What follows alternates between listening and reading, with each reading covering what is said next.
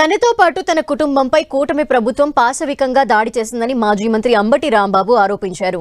చంద్రబాబు లోకేష్లకు ఏ పని లేక తన ఆస్తులపై పడ్డారని విమర్శించారు. సత్తెనపల్లిలో తనకున్న 22 ఎకరాల పొలాన్ని సర్వే చేయాలంటూ ఎంఆర్ఓ ఆఫీస్ నుంచి నోటీసులు పంపించారని అన్నారు. వేరే వ్యక్తుల నుంచి తాను చట్ట ప్రకారం కొనుగోలు చేశానని స్పష్టం చేశారు మాజీ మంత్రి అంబటి రాంబాబు. చంద్రబాబు కృష్ణానది గర్భంలో ఇల్లు కట్టించారని అంబటి ఆరోపించారు. ఇకనైనా లోకేష్ తన వికృత చేష్టలు మానుకోవాలన్నారు మాజీ మంత్రి అంబటి. తిరుమల లడ్డూపై రాజకీయాలు మొదలుపెట్టిన రోజు నుంచి చంద్రబాబుకు పాపం పట్టుకుందని విమర్శించారు. అధికారం శాశ్వతం కాదన్న విషయాన్ని చంద్రబాబు గుర్తుంచుకోవాలన్న అంబటి ఆయన పాపం పండే రోజులు త్వరలోనే రానున్నాయన్నారు. నా కుటుంబం మీద చేసినటువంటి పాశవికమైన దాడిని మీరందరూ చూశారు. నాకు సత్తెనపల్లి నియోజకవర్గంలో రెడ్డిగూడెంలో అంటే రాజుపాలెం మండలంలో ఒక 22 ఎకరాల పొలం ఉంది.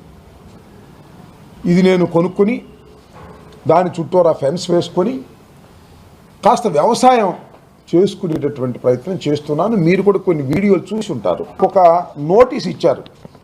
ఎవరు? మండల సర్వేయర్ ఆఫీసర్ ఎంఆర్ఓ ఆఫీస్ నుంచి నాకు ఒక నోటీస్ వచ్చింది మొన్న ఈ మధ్యన. దానిలో ఏమన్నారంటే, మీ పొలాన్ని మేము సర్వే చేయాలి. చంద్రబాబు నాయుడు గారేమో కృష్ణానదిలో కట్టినటువంటి ఒక మంచి బంగాళాలో ఉంటాడు అనాథరిగా. మా పొలంలో మేము ఏదో చిన్న రేకులు వేసుకుంటేనేమో అది గెస్ట్ హౌస్ అంట, బావి తవ్వితేనేమో అదేమో స్విమ్మింగ్ పూల్ అంట. అవి చూసుకోమను. చంద్రబాబు నాయుడు లోకేష్ ఇద్దరే రండి, ఈ విజిలెన్స్ చూడేందుకు ఇద్దరు రండి, చూడండి. అన్నిటిని చట్ట ప్రకారంగా ఎదుర్కోవడానికి నేను సిద్ధంగా ఉన్నాను.